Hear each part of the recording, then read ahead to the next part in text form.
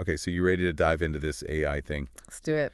We're going deep on AI and privacy today, Yeah, and it's one of those topics, it's exciting and kind of creepy all at the same time. I definitely. mean, think about it. We're using AI like constantly every single day, All the time, yeah. probably without even realizing it half the Yeah, time, right? right. But are we like trading away pieces of ourselves for all this like digital convenience? Well, that's the question, isn't it? Yeah, That's what we're going to try to figure out today. that's what we're going to try and unpack in this deep dive. Yeah, exactly. So like, where do we even begin with this? I mean, it feels like AI is just everywhere. It is everywhere. Like it's in our phones, it's in our homes, It really is. yeah.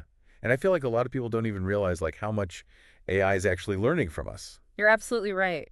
just like from our everyday actions, right? Yeah, like every time you ask your smart speaker to play a song Oh yeah. or you like a post on social media, you're basically, Leaving a little trail. leaving a little breadcrumb in the forest of your digital footprint. It's like Hansel and Gretel, but with data. Exactly. And AI is gobbling it all up, right? AI systems collect all these breadcrumbs and they use them to paint a really detailed picture of who you are. Yeah, it's like one of the articles you sent me was talking about this, like Yeah. this giant spider web of data points. And it's like every interaction we have, it's like adding another thread to this web. It's kind of creepy when you think about it. It is kind of creepy when you think about it that way. Yeah. But it's not just about creating this profile, right? Right? I mean, AI uses all this data to like predict your behavior, Oh, yeah. to personalize the stuff you see online. Tailor your experiences. Exactly. Even target you with specific ads and content. Oh, totally. And that's where I think this whole, like, tension between convenience and privacy really comes in. Yeah, for sure. Because on one hand, I love getting personalized recommendations. Like, I love that, my streaming service knows what I want to watch next. Makes things easier. Yeah, it makes things easier. Right. But then the other side of that is that it's like, okay, but then AI knows my favorite brands, Yep. my political leanings, even some of my deepest fears. Yeah, where do you draw the line, right? Yeah, where do we draw the line? Like, how much is too much? That is the million-dollar question. Yeah. Because, there are definitely benefits to this personalization thing. Oh, absolutely. But the potential for misuse, that's a real concern. It's a huge concern. Like, imagine a company using AI to analyze your online activity. Right.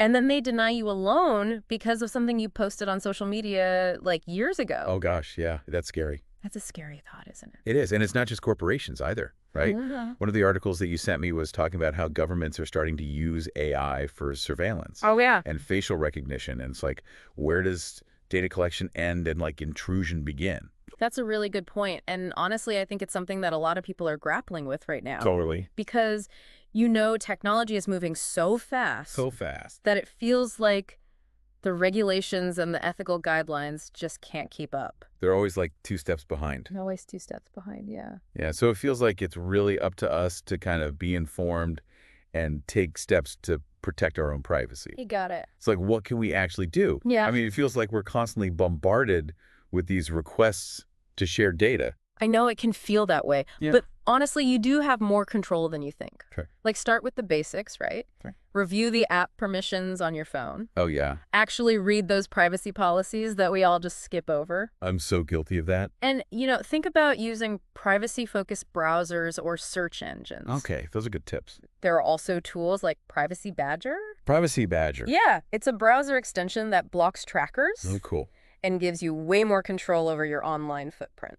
Okay, so knowledge is power.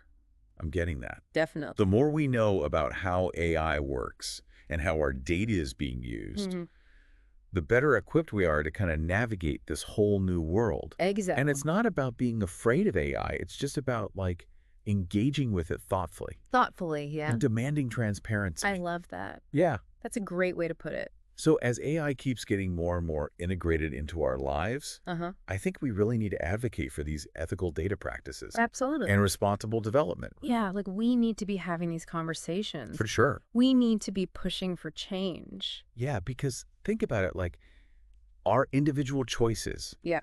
the apps we use, the data we share, all of that collectively shapes the future of AI. It really does.